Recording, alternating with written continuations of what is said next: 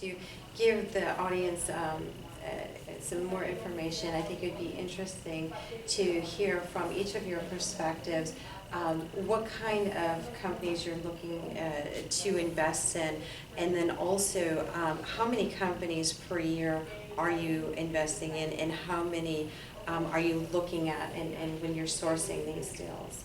Michael, do you want to go first? We'll start with you this time. Okay, so I think our strength is we have a lot of partners. So we have like almost 20 partners, so that we can look through a lot of cases. In the last 4 years, we actually read through more than 8,000 company cases, and we invest roughly less than 2% of them. And every Sunday afternoon, we actually invite 4 or 5 teams for presentation before we screen through many rounds. So in this case, I believe the selectivity is important for us, and we're looking for the deep tech, which is important. And the main reason is we are investing very early stage. We normally invest before A round. We prefer the first investor right in the first chapter. That's our target. And in that way, we believe we can bring more value to our LP who are looking for a portfolio to invest in A round and B round. So I think our strength is we look for a company which can leverage the resource we have, especially if the company prefer to develop a Chinese market presence, and also leverage the capital resource in China.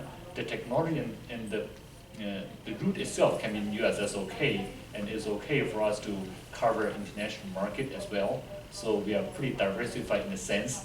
And most of the operating partners of our fund actually have the operation experience, either startup founders or high-level executives in an established company in the world. So in this way, we believe we can not only help on the capital side, but also we can help on the operation side. So we don't have nearly as many partners. So we have 4 partners supporting our fund.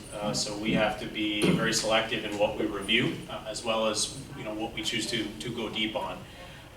So as I mentioned, we've closed 1. We have another that we'll announce shortly.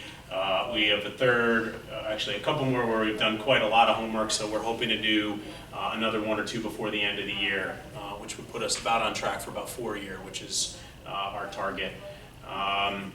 As far as what we're looking for, I mentioned we're focusing on this digital medicine space. So in short, if you boil it down, our interests are basically ticking 3 boxes, and the first 2 are basically our LPs. We have to have a reason why Qualcomm should care and be excited about that opportunity, and of course it has to be a fantastic investment that at some point will provide, some point sooner rather than later, will provide fantastic returns and make me as an investor fabulously wealthy. Beyond that, sort of what do we bring to the table? Obviously we're a small, very focused team, and we view ourselves to be just good interpersonal partners for our entrepreneurs. And beyond that, we draw on the resources of some 150,000 world experts in pretty much any topic you can imagine, whether it relates to digital or to medicine, and perhaps even more important, to both. So if one of our portfolio companies needs to talk to a reimbursement expert from Germany, we can make that happen very quickly. If they need to talk to a CMOS chip engineer or whatever it is, we can make that happen very quickly. So general catalyst, I'll start with kind of how we think about sourcing and going after markets. So we tend to take a very thematic approach.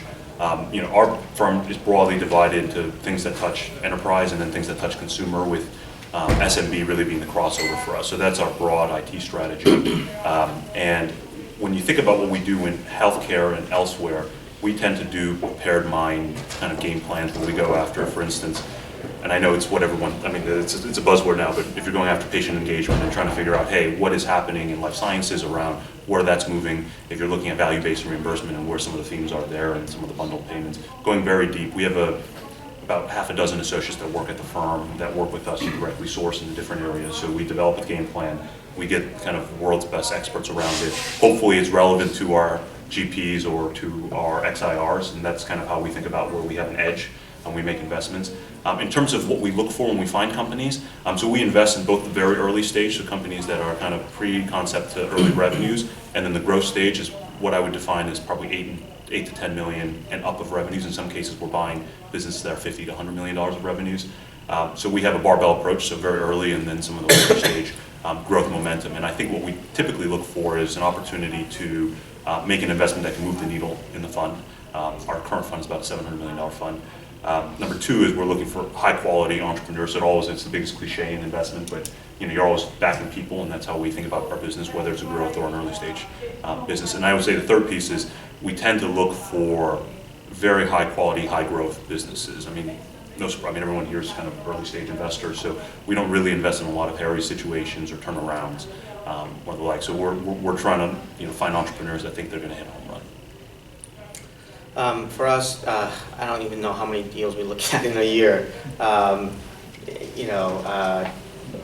I was anywhere between 5 to 15 for me per week, personally, and then we have about 50 people on our team worldwide.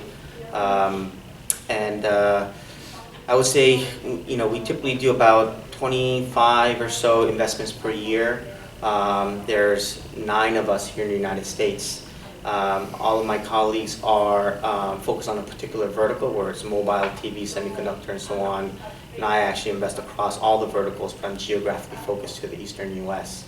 Our check sizes are fairly broad. We can go from a few $100,000 to 20 plus million. We're stage agnostic.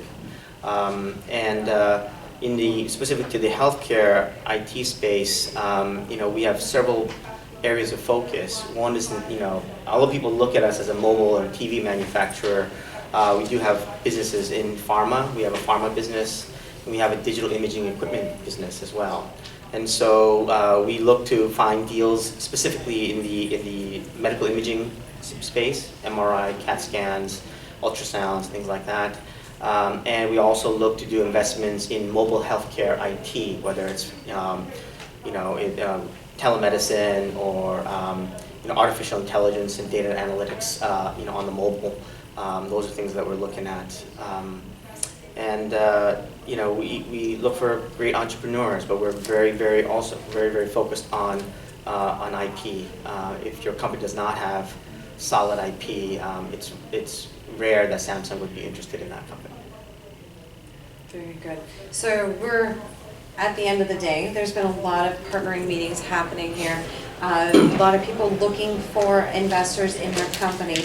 But I think this question is still applicable because there's going to be hopefully a lot of follow-up after this meeting. So tell us, when you're meeting with a company, what makes a good meeting? What makes a bad meeting? What can people do or prepare so that you remain interested in them and want to learn more? And so this time? Yeah, you get to go first now. Sat in the wrong seat. For us, a lot of the startup companies obviously come to Samsung Venture because they want to partner with Samsung.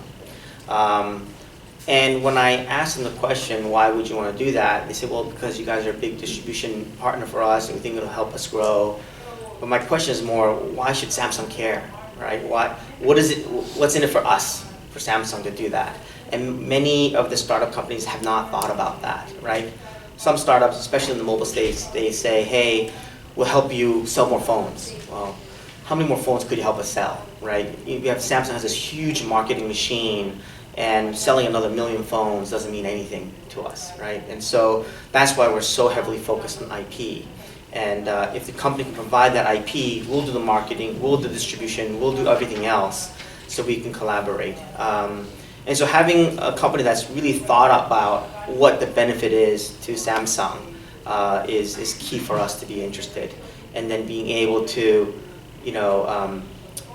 go through that diligence process. Because we're a corporate, probably same case with Novartis and other corporate VCs, that we spend a lot of time diligencing the company. And when you come to approach us, a week before the round is about to close, we just can't perform in that time frame because we need to check your IP, do tests, and more tests.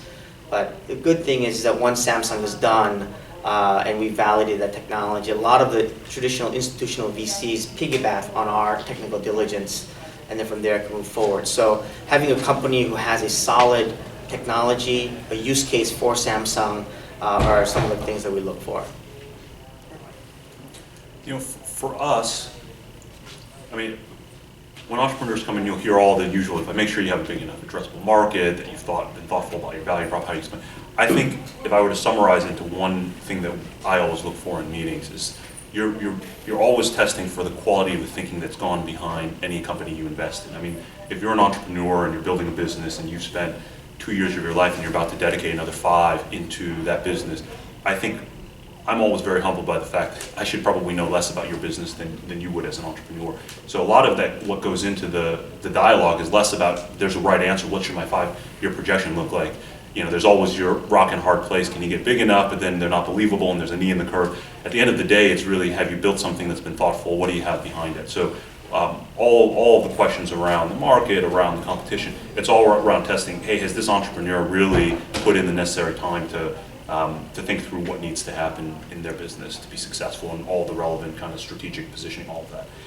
The second thing I would say is what we look for is, for me, it's really an energy level. I mean, it's different for every, I think, partner in our firm. I personally love working with high energy people.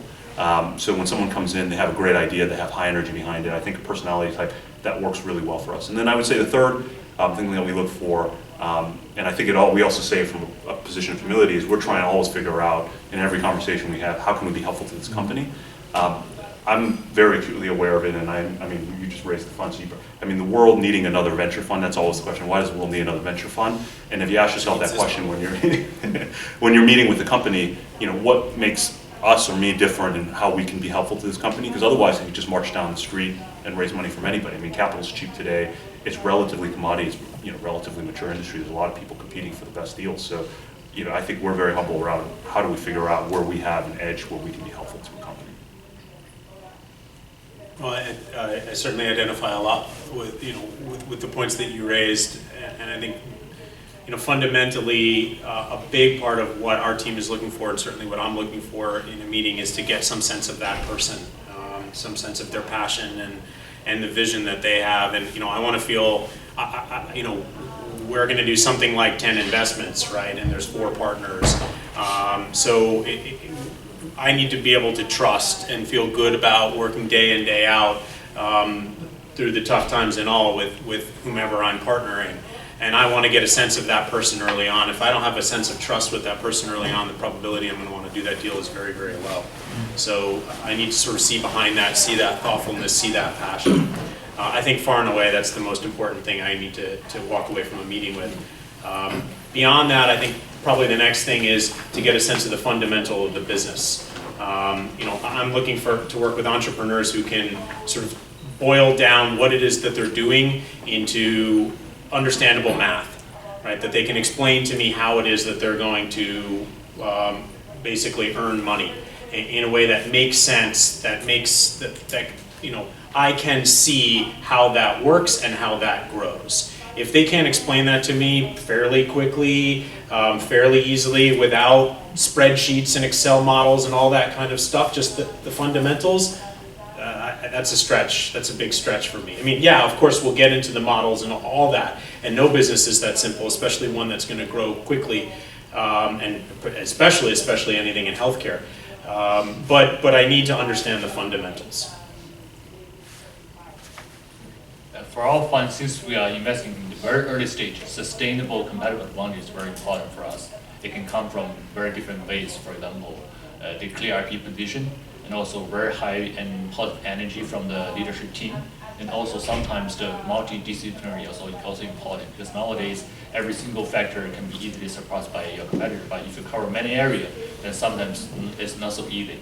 And luckily, our team actually reviewed the case with all different aspects of experts on the same panel For example, we can cover a medical device looking from the medical standpoint of view, manufacturing point of view, mobile app point of view, social effect point of view, because on our team, we can cover many different aspects. In this way, either you can establish everything yourself or working through your partnership, or you can phase out your different roadmap on different stages to roll out different spec of the products. In this way, we believe we can help with the team to see what is the best way our fund can help you.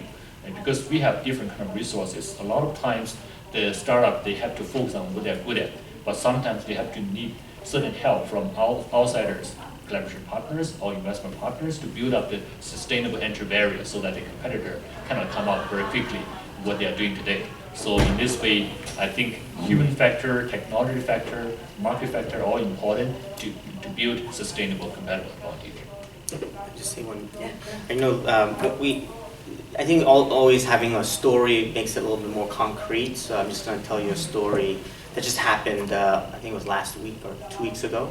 Just even it's not in the healthcare industry. It's a tech company, and we had this meeting, and I like the guy, and I met him a year ago. It's not an area that we would probably invest in, but I wanted to help him out, and so he reached out to me to have a meeting to kind of just chat. I thought it was just going to be the two of us. He brought an army of people with him, including his investor from abroad. He flew out here to see me, and I said, "That's fine. You want to make the best use of time. Wonderful." So he tells me that they have the world's first XYZ technology, and I said, "Great." And he tells us the market size, the projections, all fine. And I go back and I ask him, "So how does that technology work?" And basically his answer was, "It works, but just trust me, it works, and I can't tell you the secret sauce, but it works. Trust me, and you can validate that later if you want." And I told him, "Well, I'm not investing in your company. I don't know how to write a single line of code, and so there's no way I do it. But I just want to know so that I can help you when you pitch to another VC." But he just couldn't get over that hurdle, that just being able to tell me. And I think a lot of the entrepreneurs, when they come and approach VCs and corporate VCs in particular, Samsung, Apple, whoever it might be, that they get very, very nervous about sharing that. I don't need to know the nuance. I don't want your source code and like that, but just to be able to logically explain why is it that this works, where the whole world has tried it and you're the first, right? So how is that the case?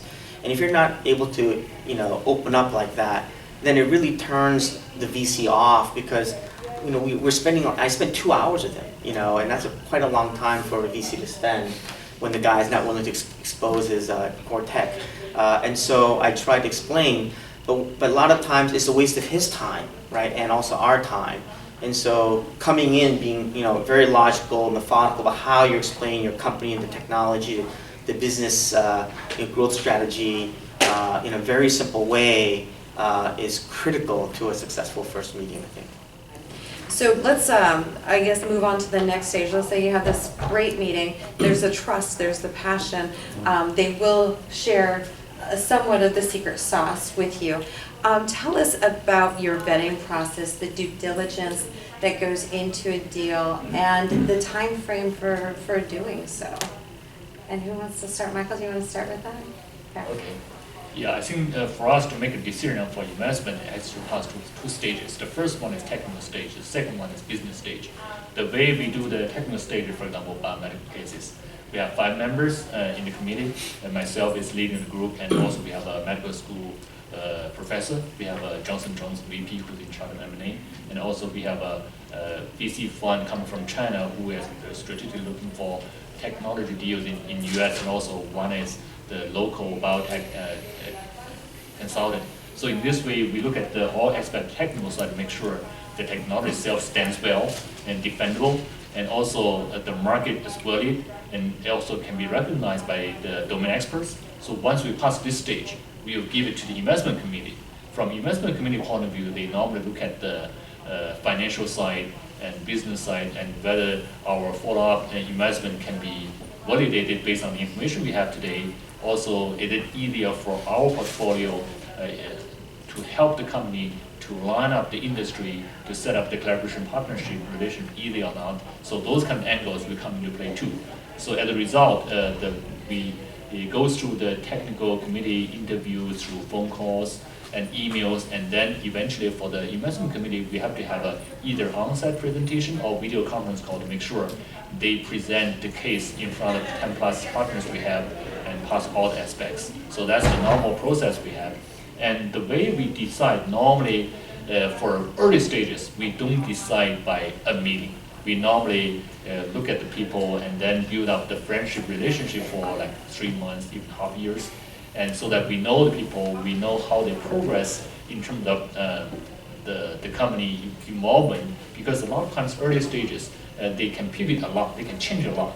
If you just look at one side and make a decision, sometimes we may not see the whole picture. So that's the reason why we want to see the process.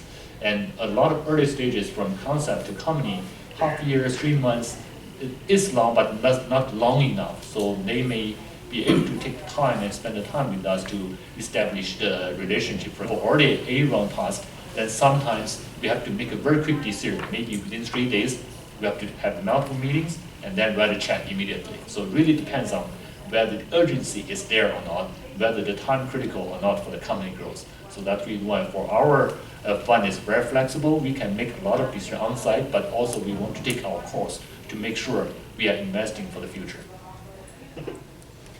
So for our fund, I mean, from a process perspective, we essentially have 2 stages that precede any closing. The first is effectively a hunting license that we seek from our team, and there we're looking to do thesis-based diligence. So if we see a very interesting company and a team that we think we can get along with, we want to understand their business and their business environment and every other business that looks like that business, and essentially what problem are they solving in a broad sense. And then beyond that, we want to understand their competitive advantage. So why this business rather than any of the other ones? All that we call sort of our stage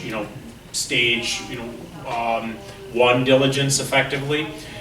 Once we're convinced that the fundamentals of that business are strong and that they have a differentiating feature or multiple differentiating features, more preferably, then we'll go into what we call our stage 2, which is really much more technical due diligence, where we'll want to get into the data room and review contracts and the revenue models and all that stuff.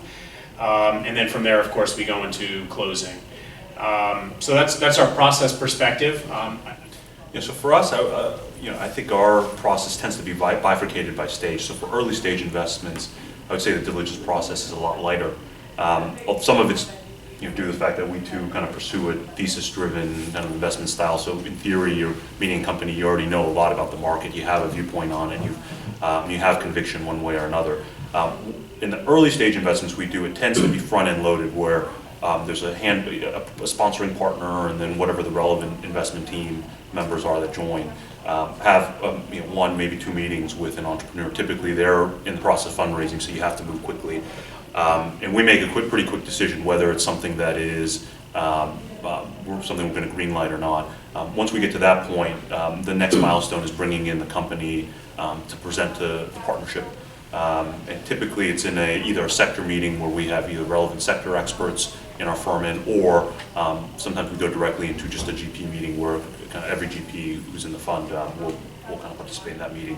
Both work in terms of our approval process, and we try to be flexible just so we can get the right people depending upon the company. Once we get out of that, I think that's when we really do the confirmatory diligence, and it tends to focus on early stage companies in 1 of 3 areas, or all 3 areas depending on the company. So one is on the customer market, so talking to customers. One of the philosophies we try to do though is, in addition to talking to customers, because it takes trust, and I think it's an investment by a company to open up their customer kind of book to us, is we try to also kind of do business development as we're doing diligence with them. So we try to introduce them to potential customers in our ecosystem, channels, business development partners, technology partners. So through that process, you're kind of creating value for the company, but also getting great feedback from a diligence perspective. And that really is to understand and double click and confirm what that value prop is, what the differentiation in the market is. The second piece around financials, early stage companies don't have a ton of financials typically to dig into, but the place where we do try to understand is really around the unit economics. And that's, again, I don't know if it's so much the spreadsheet piece of it, but just being able to go through and look at the data, if it's consumer business, understanding basic costs, the cost of customer acquisition versus your lifetime value. In a lot of the healthcare companies we look at, I think it's very focused on, hey, let us go through and understand what the sales cycle looks like, what it really takes to acquire a customer, what is your go-forward plan, and how are you going to acquire customers in a long sales cycle. Same thing with enterprise sales. So I would say, the second piece of it really is focused on that unit economic piece. And then the third piece is really focused on the team and trying to spend more time with the team and get to know the team. So through the first two, you spend time with them, but I think the third piece is just getting a lot of reps with them. I mean, we, like everybody else, I would imagine, run background checks. You'd be surprised how often sometimes people don't tell you what's in their background checks, but I have all kinds of stories I can tell offline one day over drinks. But, it's just making sure, developing that trust and just saying, hey, if there's something that we should know about it. If there have been things in your past, if we conduct a reference, if there's some issue, we'd love to hear your side of it. Usually it tends to be pretty clean. It's just really the exception than not. But I mean, I think understanding that team and developing that rapport and trust is really the third piece for us. And then we kind of have a final investment committee approval, at the end of, it's typically about a 30-day process in our early stage processes. For us, I think it's, in some ways, it's some contrast to General Catalyst in that the earlier stage deals, we do, in some ways, far more technical diligence than the later stage deals, because this is a new technology, we don't know anything about it, can this company scale, blah, blah, blah. There's a lot of technical diligence that go on. When you go to a later stage, a lot of these companies have already established themselves, have customers, have a Salesforce team, they have customer service, whatever it is. So they've been vetted out for the most part. So from that perspective, the financial diligence in some ways is more meaningful to us, saying, hey, can this company really hit the projection they're asking, they're stating? And so it's a little bit different between the early and later stage. And we have a variety of funds. We're actually on fund number 28, I think, so quite a long time. We've done about, 600 or so investments. I don't know how, maybe more, I don't know. But there are two categories. One is a strategic investment, the other one is more of an ROI-focused investment. So for a strategic investment, what we do is, we first have an initial meeting with you. You send over us a deck. We'll pass that along to Samsung, the business unit HQ in Korea, get their feedback. And the whole purpose of this deck is just a bait. You're throwing the bait in the water, and you're seeing if Samsung, the whale's gonna bite, and then get them interested enough to say, hey, we want them to ask some questions to you, right? And they ask a number of questions, and then a lot of times it's non-proprietary, anything, right now. The company answers them. If Samsung has additional interest, then they'll do a much deeper dive, and they'll go through a series of questions, Q&A. They'll do a technical diligence, fly over, or you fly over to Korea, have a face-to-face meeting, go over that. If that works out, and then from Samsung Venture side, we'll do like a full day diligence from a business and financial perspective on the company. And so you almost do a parallel process. The reason why is because we don't really care so much about your revenue projections, exactly what it is. As you're saying, we care about how your thought. Because at the end of the day, you say, okay, we have X number of customers. Okay, well, if Samsung comes in, we know we'll be your number 1, 2, or 3 largest customer. We'll change that revenue forecast quite easily. So we don't care so much about that. We just want to make sure that the company is legit and so on. So once that happens, we give an equity investment, and concurrently we try to get a business agreement together with you, so you get a 2-for-1 deal. So you get a joint development of customer-vendor relationship, whatever it might be, and that's kind of how we go at it, because a lot of the companies come to us for that partnership with Samsung.